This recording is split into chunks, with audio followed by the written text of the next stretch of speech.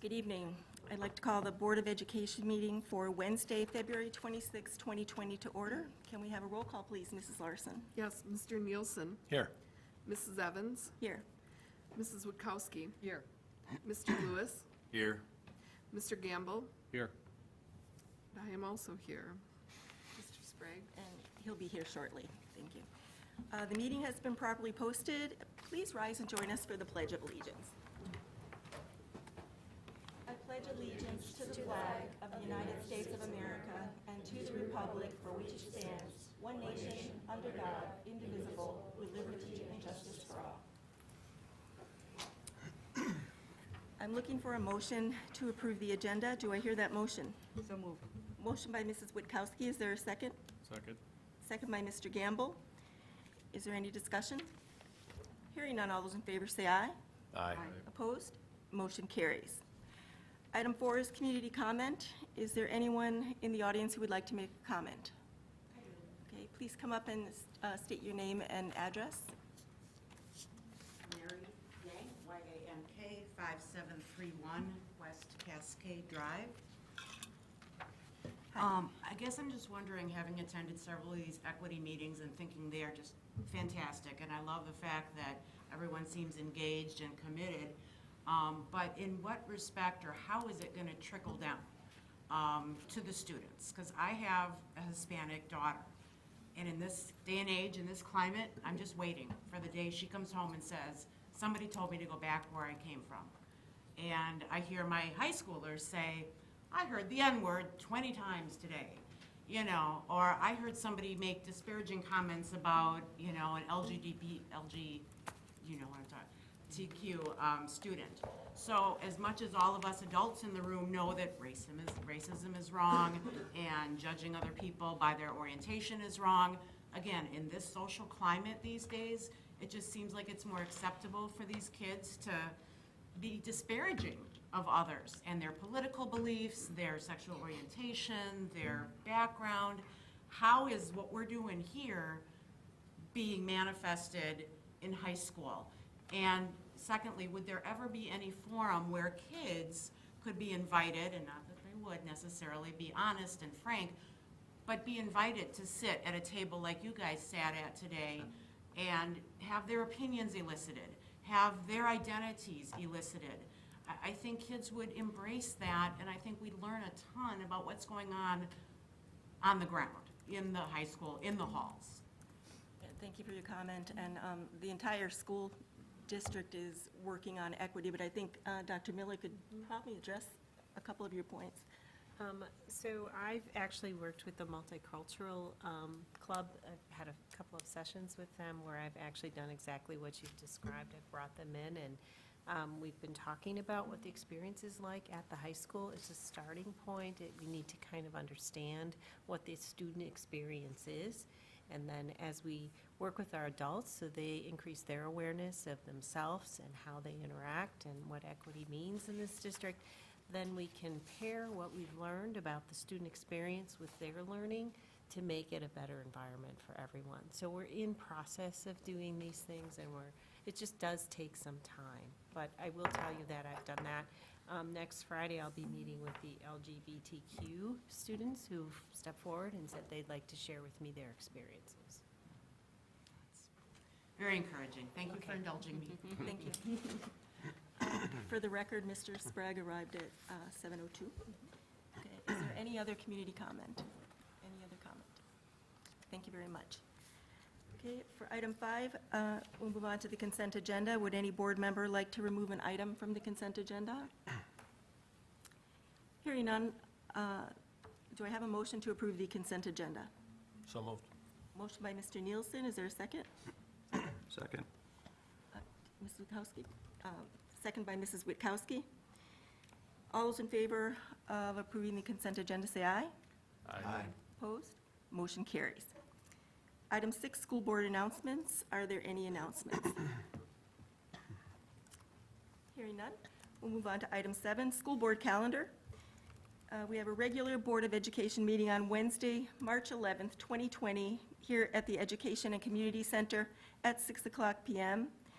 and a Board of Education workshop on Wednesday, March 25th, 2020, here at the ECC at 6 o'clock p.m., and a regular Board of Education meeting Wednesday, March 25th, 2020, here at the ECC at 7 o'clock p.m. Item 8, reports, presentations, and other school board business. 8A, the 2020-2021 Health and Dental Insurance presentation. Mr. Milzer and Ms. Ellihausen. We have Alex Beaudry of Horton with us tonight to go over the results of our health, dental, and vision insurance bids. In general, it was good news. We're looking at reducing costs rather than increasing costs or cutting benefits. The administration worked closely with Horton on all of this, and we were in agreement with the recommendation that they made. And I think with that, I'll turn it over to Mr. Beaudry to go through the information. Sure. Thank you. Hi. It's good to be here. I don't get to deliver news like this very often, so I'm very excited to be here tonight. When I was here last, I talked about mainly the differences between self-funding and remaining fully insured. Since that time, we have been out to the market, both in the self-funded arena and with our fully insured carriers. And in the packet that was sent out last Friday, it talks about that marketing overview. So from a fully insured standpoint, we went to every carrier that could give us a quote. So United Healthcare, Anthem, Humana, WEA Trust, which is the Wisconsin Education Association, WPS, and then Network Health. And then from a self-funded standpoint, we went to 19 different stop-loss carriers, 5 administrators, and 3 pharmacy benefit managers. So we really did blanket the market to find the best deal that we could for Franklin Public Schools. So I'll start with the renewal. The initial renewal from Humana came in at an increase of 3.22%. Based on competitive information and some negotiations with Humana, we were able to get that renewal down to a 0% increase. And then if we continued our risk participation agreement with Go365 and some other things, we would have a second-year rate cap of 13.5%. Our Go365 participation in the wellness program has been really good. So that 13.5 really would have been less than a 5 second-year not to exceed. I would tell you, based on our loss ratio, where it's been over the last several years, it was a very fair offer from Humana. However, the market was extremely competitive, specifically with United Healthcare. So United Healthcare gave us an offer of minus 5.6% on the medical if we moved all 3 lines of coverage to them, so medical, dental, and vision. This is a savings of about $460,000. That's both the district savings and your employee's portion of the premium, so those 2 things are combined. But a total savings of $460,000 roughly for the 2020-21 school year. In addition, they will provide a $50,000 wellness credit that the district can use to bolster its wellness program. And then lastly, the largest concern when we receive an aggressive proposal like this is, are they just buying our business, and then in year 2 are we going to get hit with a really large increase? They helped alleviate some of those concerns by offering a hard rate cap of 9.9%. So even if we have a terrible year next year, at least we have some assurance that rates won't go through the roof. So that's on the fully insured side. On the self-funded side, again, we blanketed the market. We went to a lot of different carriers. We examined different deductible levels.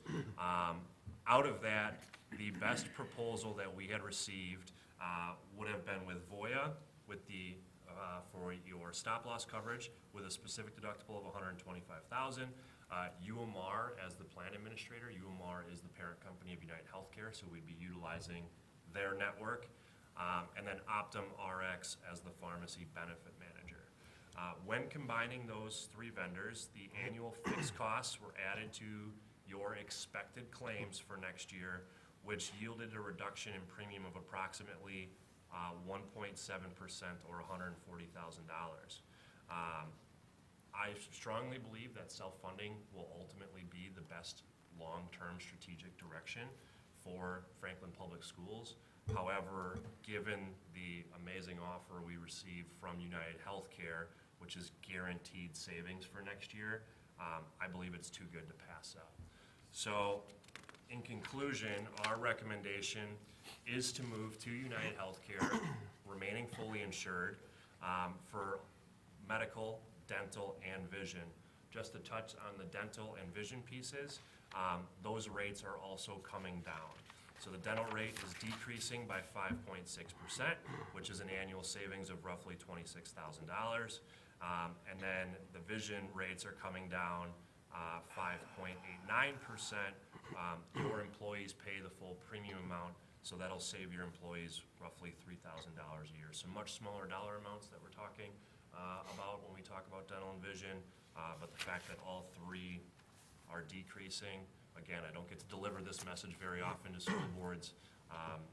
It was well worth the exercise of marketing and a very nice offer given where our claims have been over the last several years. So with that, I will answer any questions you may have. What is our actuarial single premium, and what is the actuarial family premium? For the United Healthcare quote, Yes. the single premium would be $852.14. The family premium would be $1,932.76. Okay.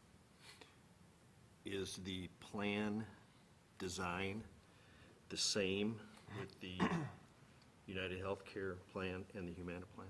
It is almost identical. Anytime you switch carriers, there are some minor tweaks. So we have two plans. For the $400 deductible plan, and when I say $400 deductible, I'm talking the single deductible, the more traditional plan. The only changes is telemedicine today is free. It would be $10 copay. And then there are some changes to the mail order costs. They go from today is 0 if I'm on a free tier drug, 20, 40, 80. There is no free tier under United Healthcare. It would go to 25, 50, 100. And then there's some out-of-network changes. However, the change to United Healthcare is actually bolstering our network. So very few claims will be impacted by the out-of-network benefits. On the higher deductible plan, the $2,000, $4,000 plan, there's that telemedicine copay change, and then there's a prescription drug deductible on this plan, like we have today. The only change there is the RX deductible would apply to all three tiers, and again, we have those same mail order changes. So When you say 2,000, 4,000 plan, you want to explain that a little bit? sure. So last year, in an effort to better attract younger, different talent who maybe didn't want to pay as much in premium for their health insurance, we offered a lower premium plan, so the costs decreased. To do that, the plan design is different. So the deductible is $2,000 and $4,000 single family, and then there's some higher copays down the board. Again, in order to still offer a really nice benefit, but make it cheaper for employees who may not want to pay a higher premium. What was the split as far as number of people taking the lower deductible versus the higher deductible plan? About 30 people? 30 people took the higher Out deductible of plan? the Okay. 300 plans. Premiums that you quoted, is that for which plan is that? I'm sorry, what The was that? premiums that you, The premiums that I gave earlier were for the $400 plan. The lower deductible. Yep, that's where the majority of the population is. The rates for the other plan are $681.18 single, that's $681.18, and $1,545 even for the family plan. But because of the lower numbers, it has much less Right. maybe impact. I went back and did some research, and this is primarily for the board's information, because I find it, I mean, think it's great that we were able to go out and do some quoting and got a better deal. Back in the most recent data that the Department of Administration has from Wisconsin showed that we are one of the highest health insurance plans as far as cost in the state. We are in the top 10%, 10% or 11% of all the 421 districts.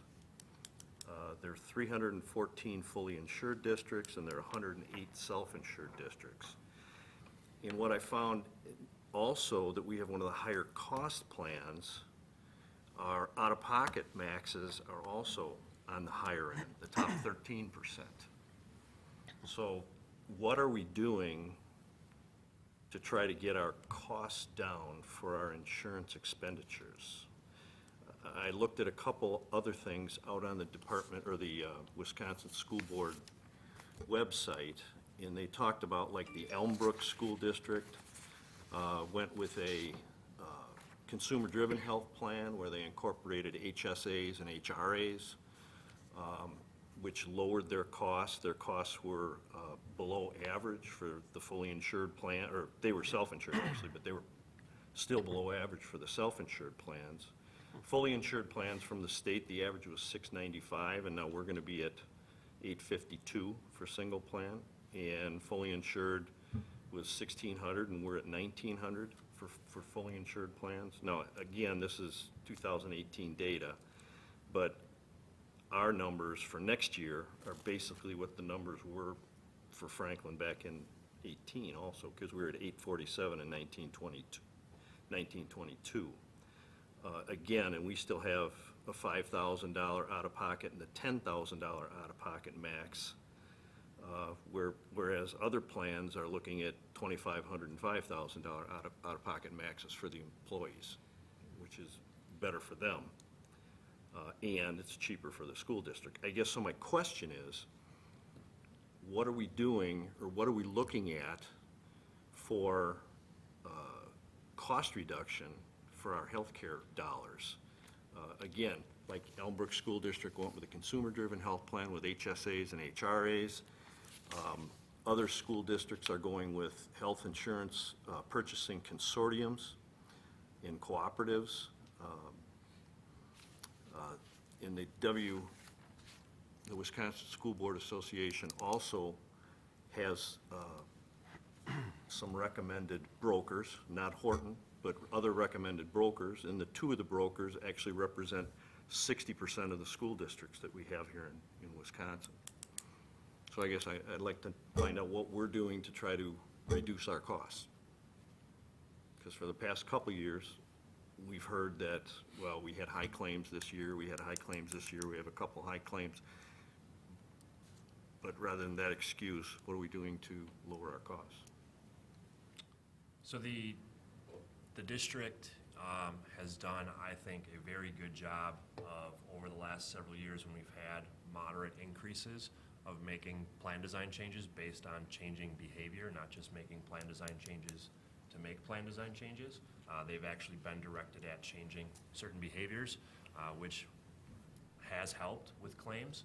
The other thing is we're doing our best to keep the plan design the best it possibly can so that we can continue to attract and retain in a very tight labor market. You mentioned the high out-of-pocket limits that the district has in its health plan. It's almost impossible to reach those out-of-pocket limits. With our deductible as a $400 and $800 plan with 100% coinsurance, once I've met that deductible, say I'm a single individual at $400, I would have to meet the remainder $4,600 in out-of-pocket costs in copays. Well, what I'm saying is our plan too rich in that regard then? Maybe I would definitely say you have an above-average health plan, or Well, a it's really, in the a top really 10 great It's in health the top plan. 10%. Yeah. As far as cost. And So there's I think that's a great tool. 90% of other plans cost less than ours. How typical is 100% co-insurance? It's still relatively average in public school space. In public schools? I mean, as districts are running into the rising cost of healthcare, it's no doubt that that is one of the larger changes. It's probably worth 4 to 6% premium reductions in making those changes. So that's definitely, some groups have pulled that lever to reduce their costs in premium. So what, like an 80% co-insurance or something like that? Usually you do it in Or 90? Or, decrements, start with 90. yeah. But most districts offer 100% co-insurance. You know, we had numbers of 421 districts, roughly. Yeah. Half of them do, or Probably close to half. I haven't looked at the Okay. same report. Here's all the data. oh, I was crunching numbers and looking at all the data that I did not do. just curious. Can I ask a question regarding the 9.9% hard cap on the second year? What, because I wouldn't be off the 460, that's just off the savings, and I didn't do the math on that. So what would that possibly represent in dollars? If it went to the, let's just say 10%, what are we paying on health insurance roughly? So, and I do want to clarify one thing too, because the spreadsheet I'm looking at with the rates I gave did not take into account the 2.5% kind of bundled savings, so those rates would decrease further by an additional 2.5%. So I do apologize for that misstatement. So looking at this without the bundling, our costs are going to be roughly $7.5 million. So then if you add 10% to that, it'd be an increase of $750,000. If we hit the max, so saving 460 the first year, locked in with the potential of paying 750 then the second year. So the 350 over Yeah. the 2 years essentially. And yes, and I think, because even though we have a second-year rate cap, this does not mean that we're tied to United Healthcare for 2 years. I think the intent is probably to continue to explore self-funding, as we believe that's probably the best long-term strategy for the district. So I plan on doing this exercise again next year, but it's just nice to have a safety net in case things blow up. Did Humana get, or, Humana, did they get a chance to match and chose not to? They were given last look as the incumbent carrier. It's okay. They could not match United Healthcare's offer. And I only bring that up because to keep the continuity with the, everything else we got in place. What So- happens with the wellness program then, and all that effort goes away, or what are your plans? Well, we would honor, we would use this year's wellness participation to determine the premium equivalents for July, even with a carrier change. And then we would use the $50,000 kind of account that United will grant for wellness to implement a wellness program that would include a biometric screening and other expectations for meeting wellness objectives. Is that all determined by the district, or is that? Yes. Oh, you're, The control of the wellness program comes to the district then, as If I am a- opposed to the Go 365 points-based program. so there is a tiered, employees have a tiered payment then, based on Correct. that? And that's also in our control then, we can, Correct. doesn't change, you're not trying to encourage more, or? For this July, no, because at this point in the year, You have to go on past performance. correct, it would be a future proactive design change. Is there any, if I'm a teacher and my spouse is employed and they have insurance offered to them, are they required to take the other insurance or pay a premium for our insurance? No. Is there any incentive for our employees to take their spouse's insurance? What is that incentive? Yeah, they would receive a TSA based on a flat amount, which used to be the single amount in a year, TSA meaning what? tax shelter annuity. So they would receive essentially money for going on their spouse's plan. I think it was about $6,800. So in other words, almost the full premium amount. At one time, it was the full premium Why amount. would we do and then it that? was, because it's gotten quite a few people off of our plan, and I they were know, all but it doesn't family. really save us anything by giving them the whole premium amount. That's the single premium. They were all family. which is more than twice that amount. And it was what moved them off of the plan. Mr. Milzer, this is Horton's recommendation. Does the administration recommend this also? Yes, yes. I would say, and I think you mentioned it, up until probably a week and a half ago, we were looking at self-funding numbers that were going to save us money and fully insured numbers that were not. So we were fully prepared to go self-funding. I had started contacting districts about how they set up their accounting for it and all of that, and then this came in from United Healthcare, and just the guaranteed nature of it and the fact that it's so low seems to make it something that we just don't want to pass up. If we can get a guaranteed $460,000 or $80 with the dental in savings, plus the $50,000 credit for wellness, why not take it for a year? We can always go to self-funding. I would definitely go out next year at the same time for self-funding bids. I think we were close, and also we would be going with UHC, whose parent company is UMR, who did come in with the best self-funding proposal. Yep. And I think next year they would have better data for us, because Humana didn't give them really good data to go on, the claims totals and how many large claims we had, but there wasn't the kind of data that they're used to seeing. So we also saw that companies or school districts coming out of a fully insured environment and always been fully insured, I think the self-funding, the stop-loss carriers are saying, well, I don't know, I'm not positive about this, we're gonna add a little bit extra just to cover ourselves on this, because we don't know what they're gonna do when they become self-funded. But I think with another year down the line, with both of those companies having our full data to look at, I think they can come in with a much sharper pencil on what the self-funding number would be, and then it could very well be the time to go instead of taking a 9.9% increase, if that's what it came to. With self-funding, the wild card is always a stop-loss. I mean, Yeah. that has always been the case. Now, as a matter of my personal experience, having used several third-party administrators, United Healthcare is by far the best third-party administrator that I have ever used. They pay claims quickly, they're very responsive.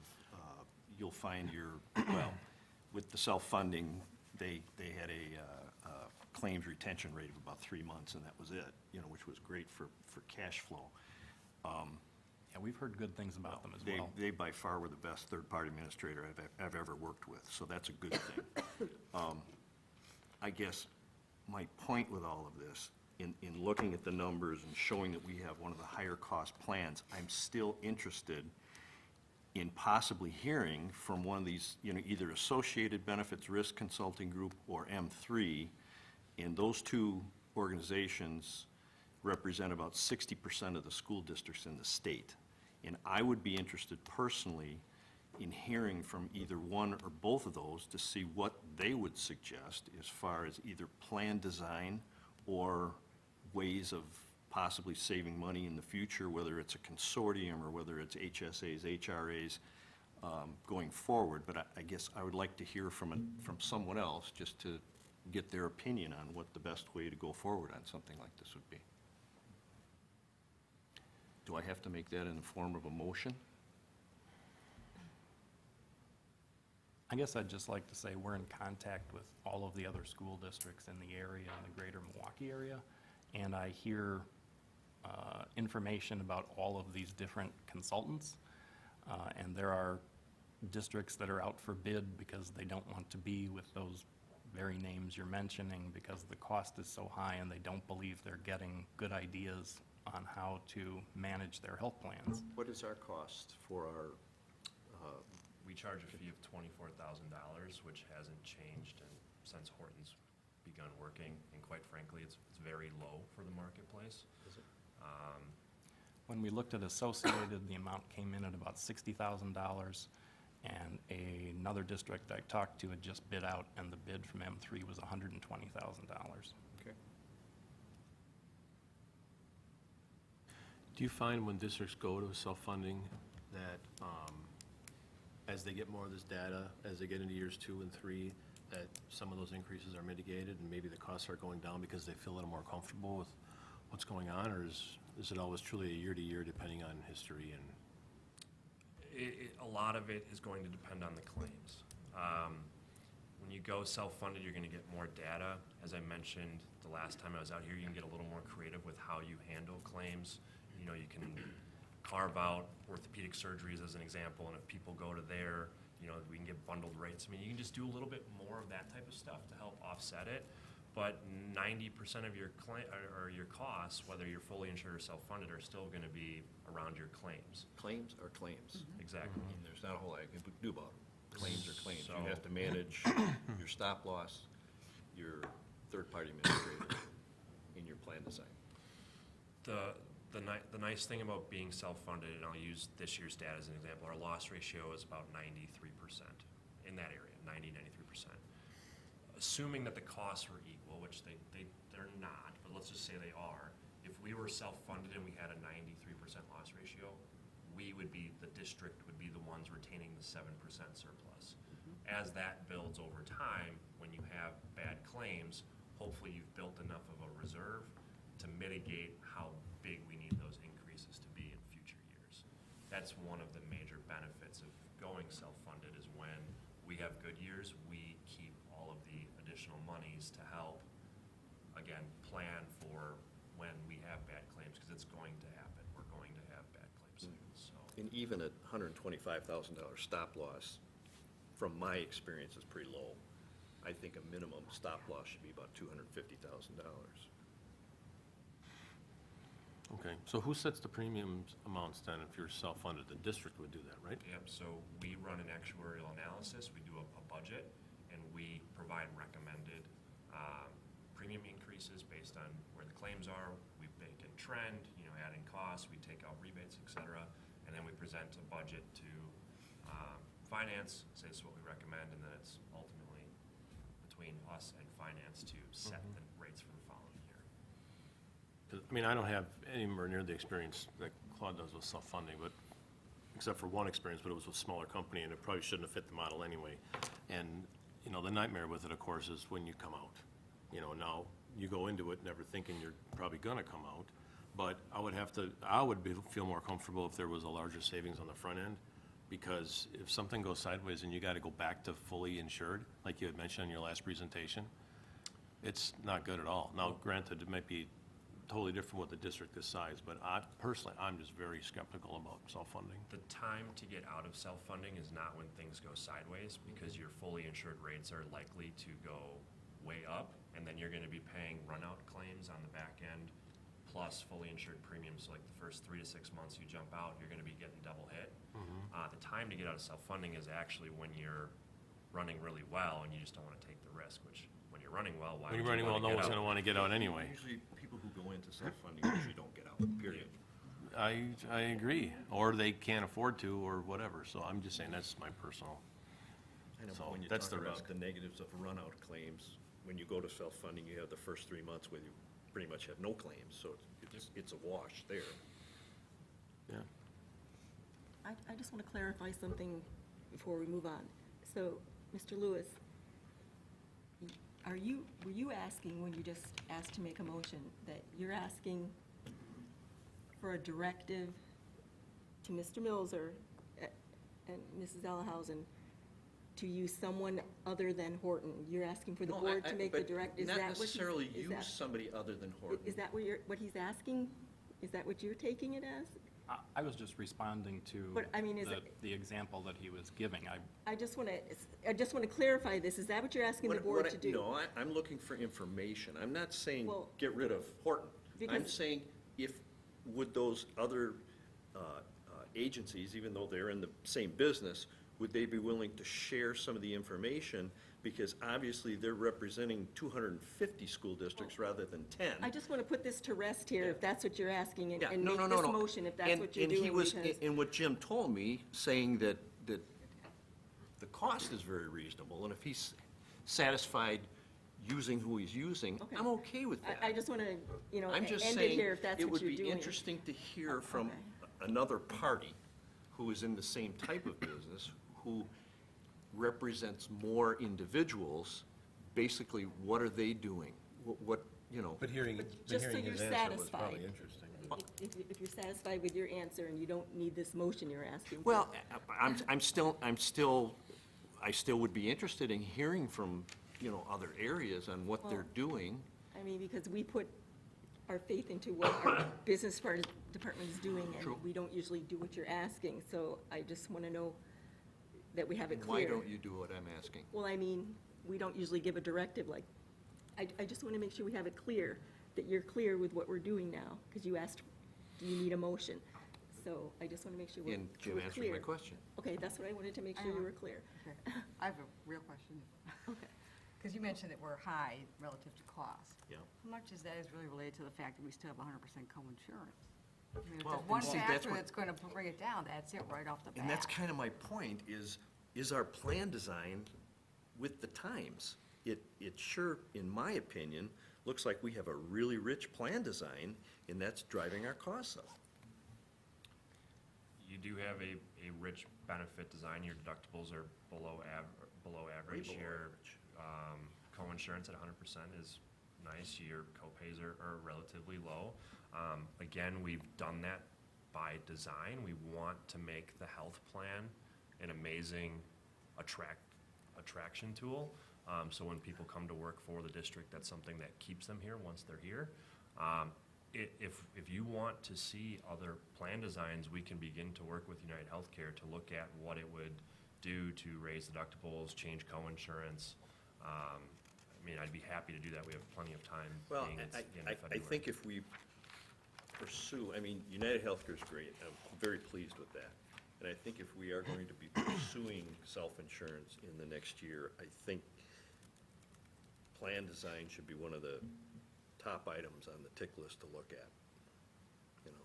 Do we think that the plan design is doing what it's supposed to be doing in terms of retaining employees? And if Are we so, getting how do the we, bang know- for our if buck? it is, how do we know it is? Good point. Well, I think we heard you say that new employees they don't want to spend a lot of dollars on their health insurance. They'd rather see it in salary. I think that's what I heard you say.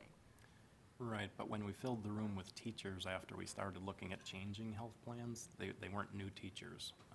New teachers don't care that much about it. It was the 60, 70, 80% of our teachers who have been here a while, who have a family, who put that benefit very high on their list of things that they wanted. And we told them at the time we were going to keep that as steady as we could, but yes, we were going to, maybe their wages weren't going to go up quite as much, and that's kind of where we've been at with this. Are school districts able to have, and this is my ignorance as far as the finances go, are school districts able to have high deductible health plans, and can school districts set up HSAs and make contributions to HSAs? Yes. They can.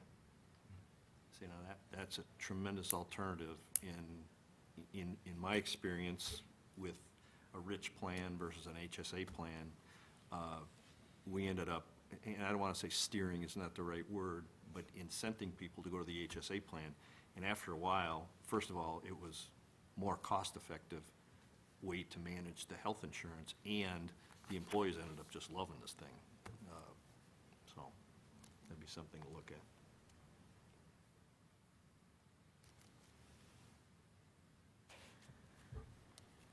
Any other questions or a motion? If I could just thank Alex for the work that he's done.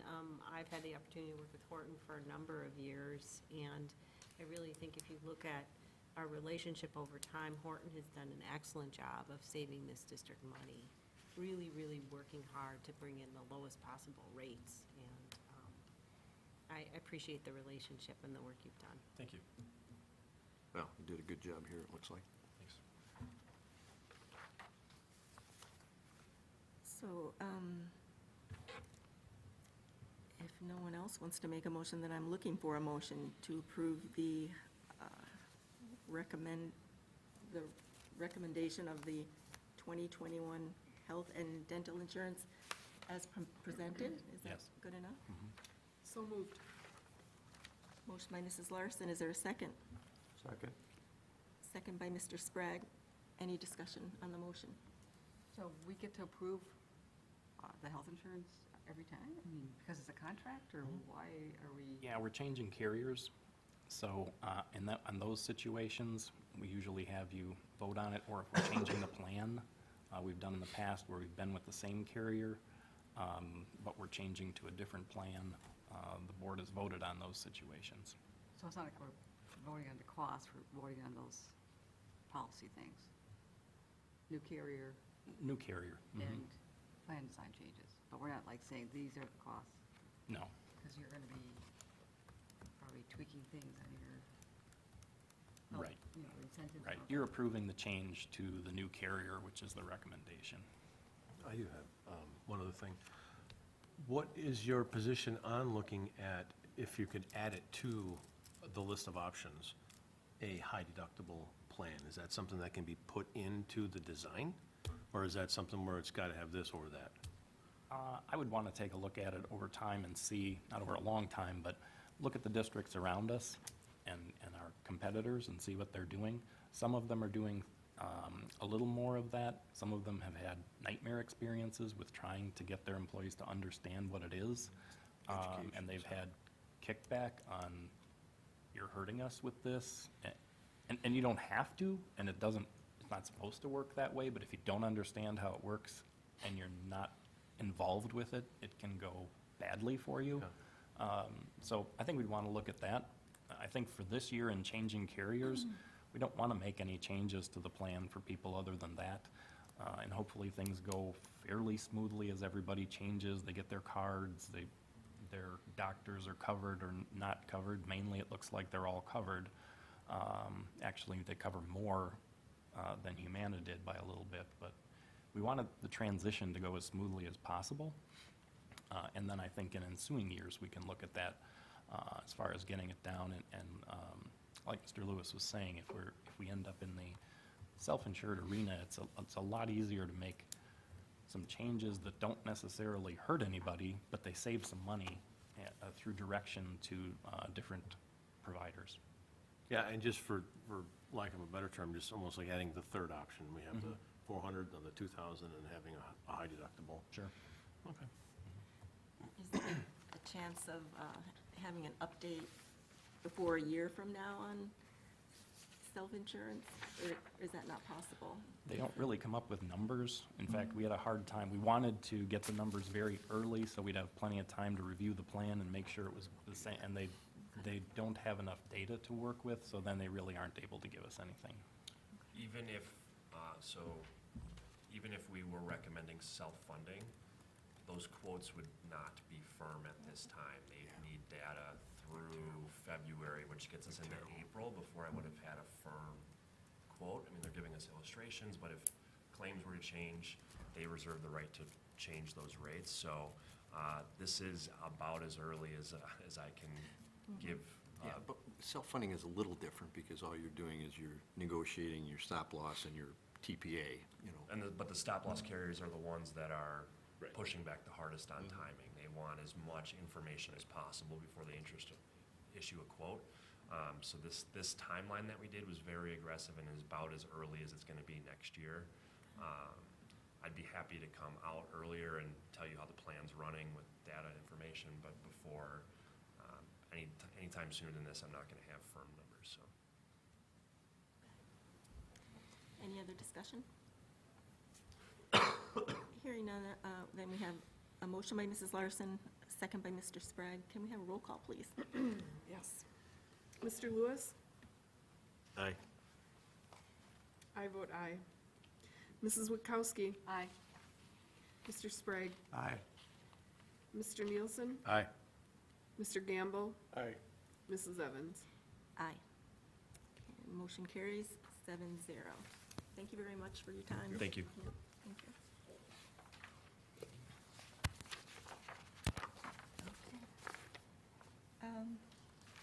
We'll move on to item 8B, the treasurer's report.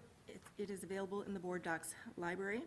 And then 8C, I have a 2020 WASB School Law Conference Workshop Report, and I'll try to keep it short here.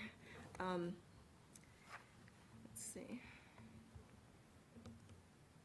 Yeah, I went up to the Dells this past week to a conference on school law, and school law conferences are kind of dry, and they're a little difficult to report on. So I just want to bring your attention to the links that I have in here in case you are interested in anything. There are a lot of slides you might want to look at. I did attend a boardsmanship workshop on improving relationships, one on open enrollment, and one on school resource officers and other law enforcement personnel, rules for school board meetings and parliamentary procedure, and then 10 student safety and discipline pointers. And the night I went there on a Wednesday night, there was like a 3-hour workshop on improving relationships with your board that had a superintendent and then a WASB representative, and then a board member from Pewaukee, and then a board member from Toma Area School District. And so we were there for about 3 hours and listened to this panel answer questions from a lawyer who put forward the slides you would see in here, and talked about relationships. And it's interesting to hear other people's perspectives on relationships, because one was a very small school district in Pewaukee. They're a decent-sized school district, but the gist of it is, I think our board is a really good board, and we have a good relationship between the superintendent and the board, and that's the most important thing, because it's having trust. And I think most of us here know how important that trust is.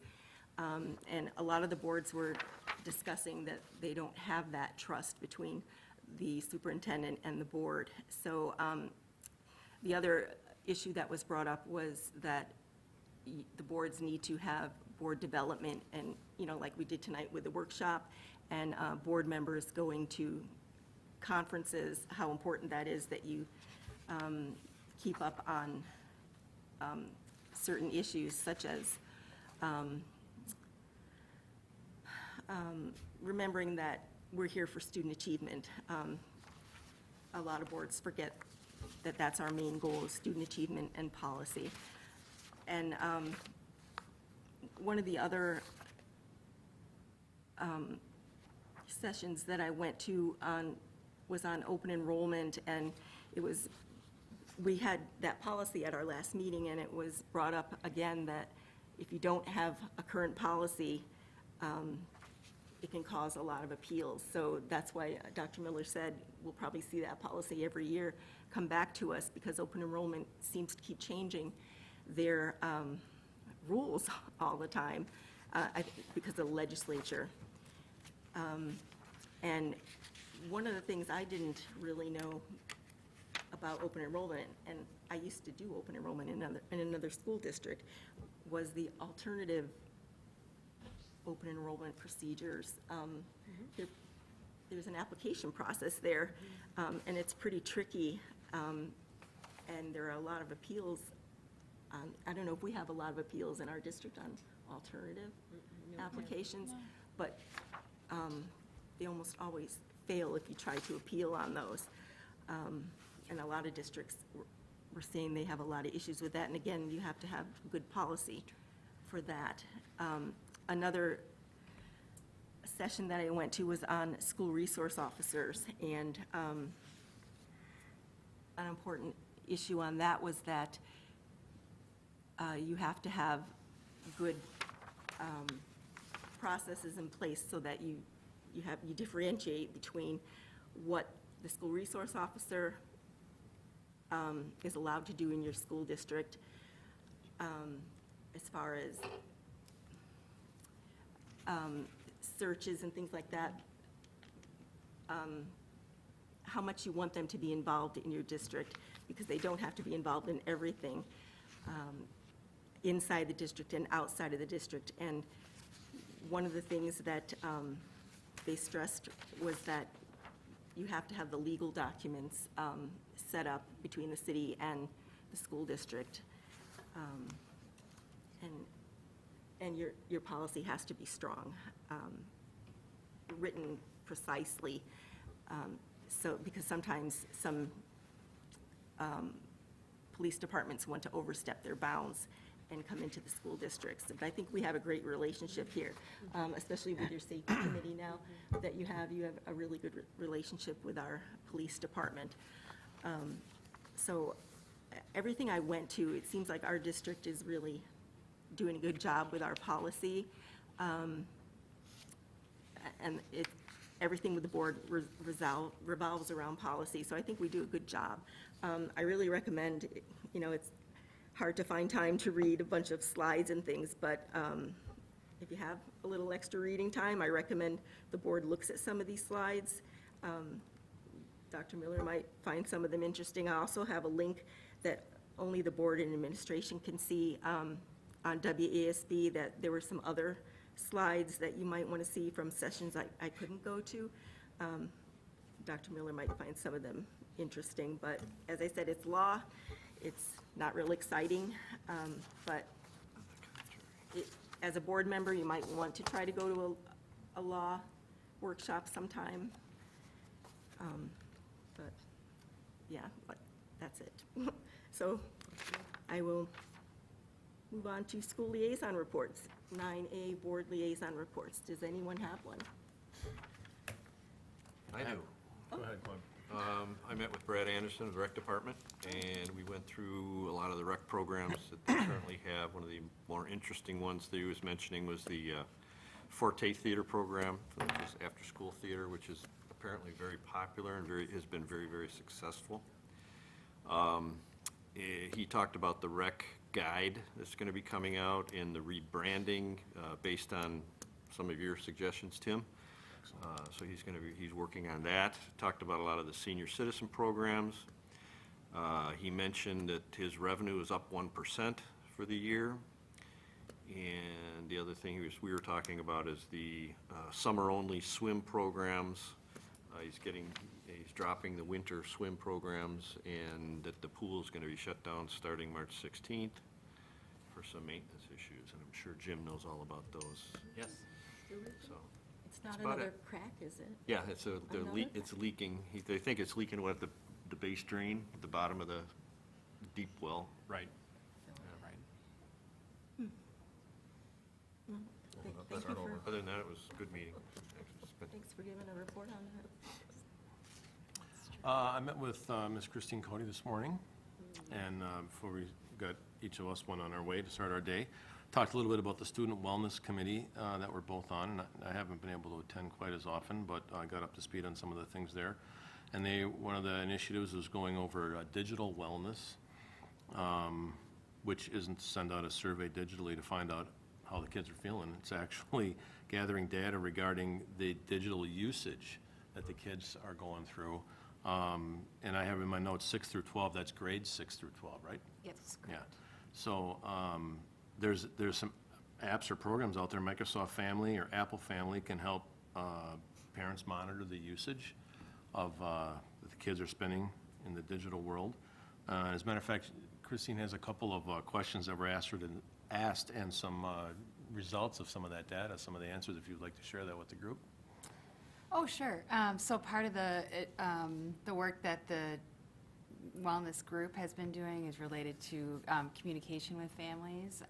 And so the team actually took some of the questions from the Wisconsin Youth Risk Behavior Survey and thought that hearing more specifically about Franklin students would make more of an impact on families. So we were talking about like one of the questions was spends 3+ hours a day on your phone, Xbox, or other device, excluding use for schoolwork.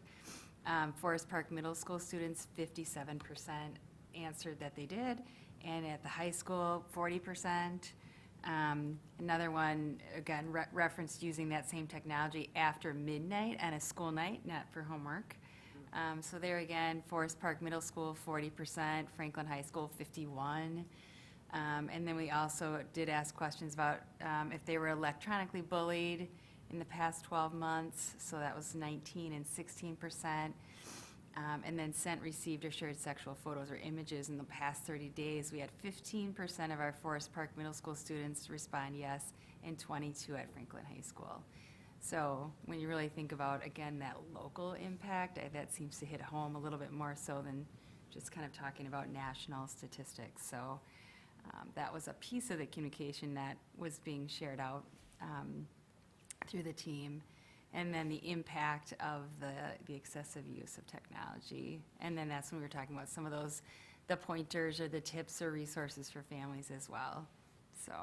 And some of the communications that we've received in the past from students about how our school day starts too early, and then we need to back that up a little bit, and then we get some of that data, and, you know, so I asked Christine if maybe 2 in the afternoon was a better time to start.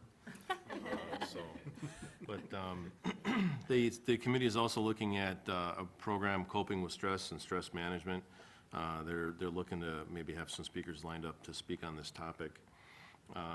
Yesterday, actually, the middle school had a cyber safety lesson with each of the grade levels. Gary Wallace from the Franklin Police Department was there going through that. And so when I was looking at that in the bulletin, and I'll talk about a little bit, I was thinking that might be something that I could sit in on, and then when I was reading it, I realized it was in the morning, and I saw that in the afternoon, so that really didn't help. But so that went on at the middle school, and that was still a function with the Student Wellness Committee. So we had a nice update. And then with regard to the Student Services Department, they're working with some grant funds to learn more about meeting social and emotional needs of students with IEPs, which, as Christine pointed out, supports our coherence plan. So. So it was a good meeting. Thank you. It was. Thanks for making the time. Thanks for sharing that.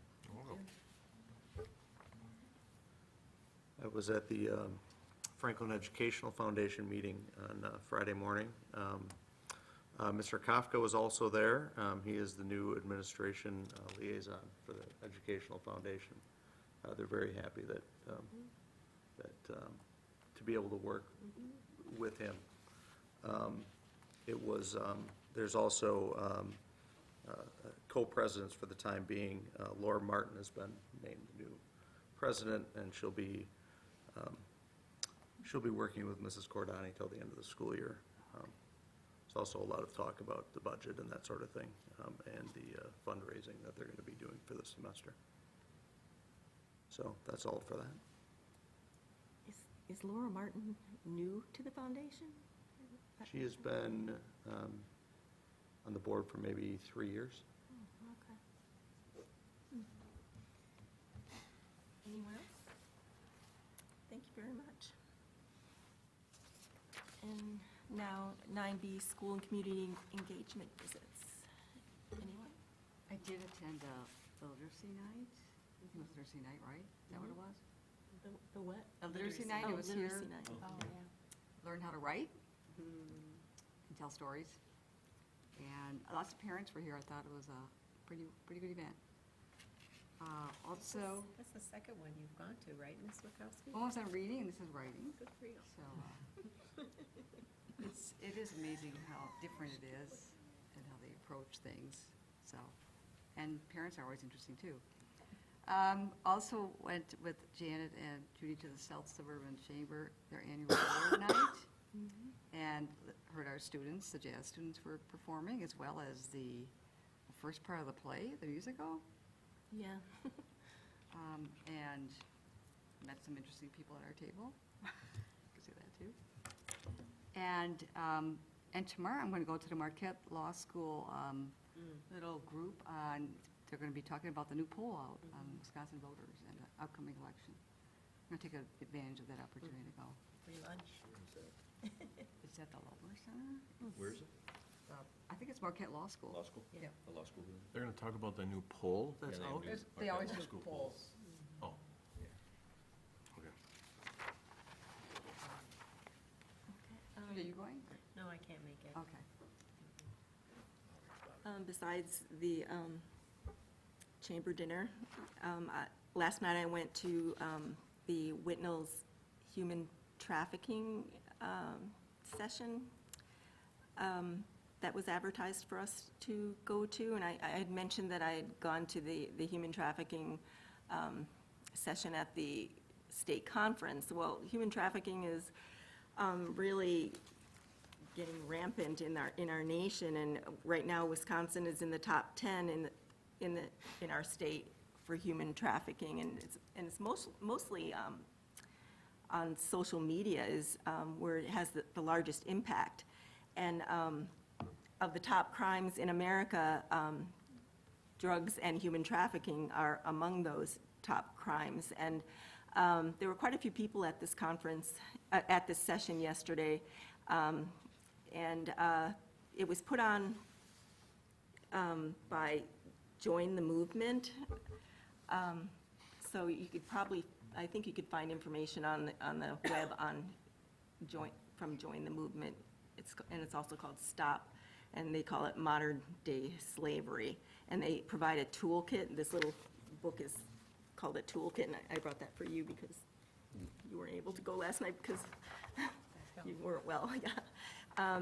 But social media has the biggest impact right now in Wisconsin, and what they say is, how are these traffickers gaining access to our students, and it's all through social media. And again, as I said last time, kids are reaching out on social media to find more friends, and the traffickers are taking advantage of that. And the traffickers are trying to gain trust with these students and children, and what they're doing is, one of the main things they do is they try to find students that are angry with their parents and things like that, so they're warning parents to tell their kids to not post on the internet when they're upset and angry with their parents. You know, don't post on there, you know, I'm really mad at my parents because they did this to me and that to me, because they're targeting those kids, and they're saying, oh, you're mad at your parents.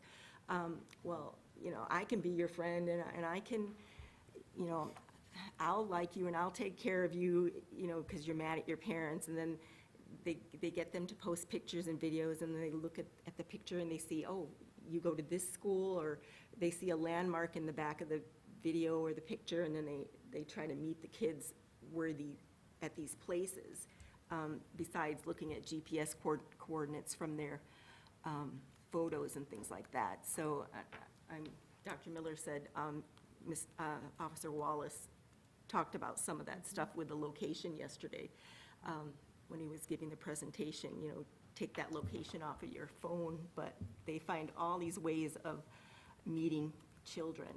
And the kids are much more vulnerable when they're by themselves, and so if you start seeing a child when they're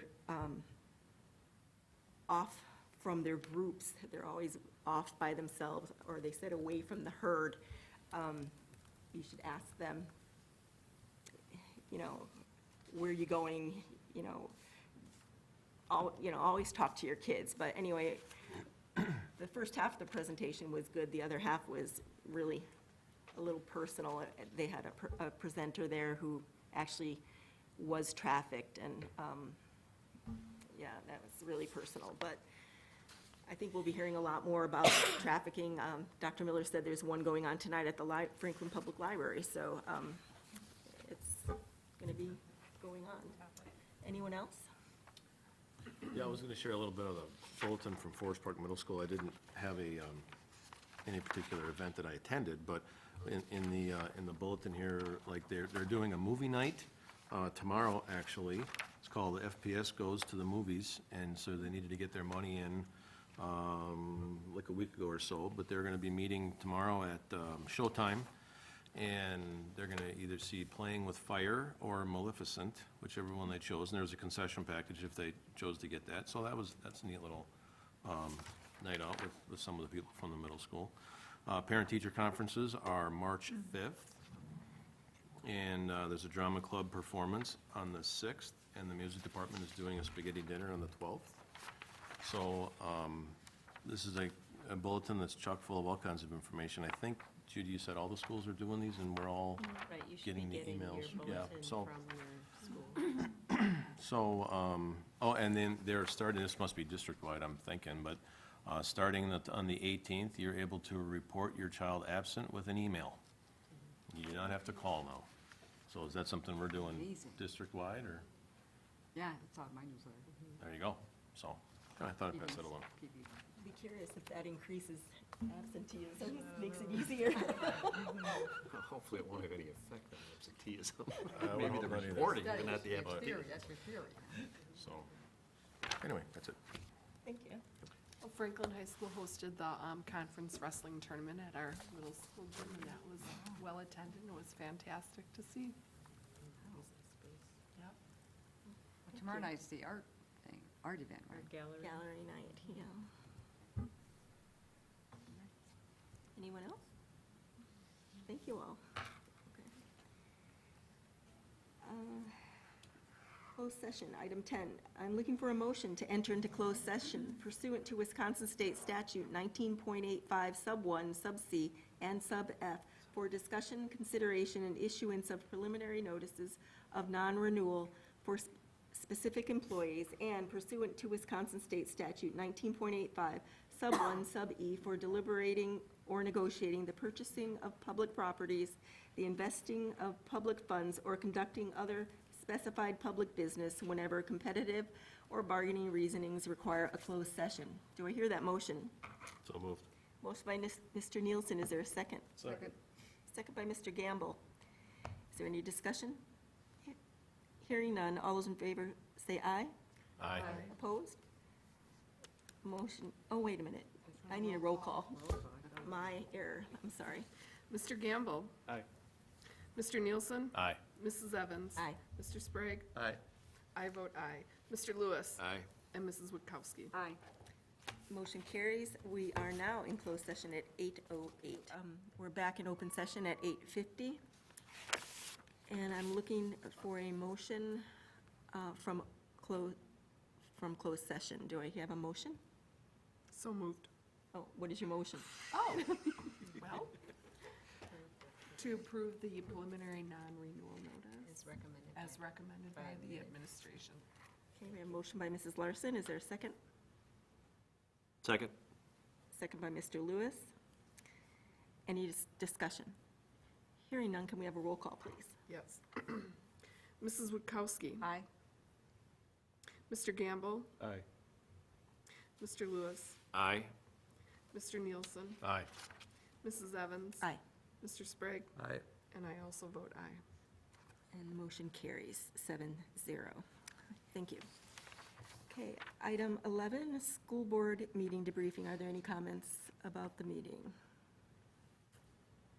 Hearing none, we'll move on to item 12, future agenda items. We have the Franklin High School presentation on March 11th, 2020. Communications branding presentation and board strategy on March 11th. The 2020-21 preliminary budget assumptions on March 11th. And our board self-evaluation discussion will be on March 25th. And the youth mental health report on March 25th. And then I'm looking for a motion to adjourn. So moved. Motion by Mr. Nielsen, second. Second by Mr. Gamble. All those in favor say aye. Aye. Opposed? Motion carries. We are adjourned at 8:52.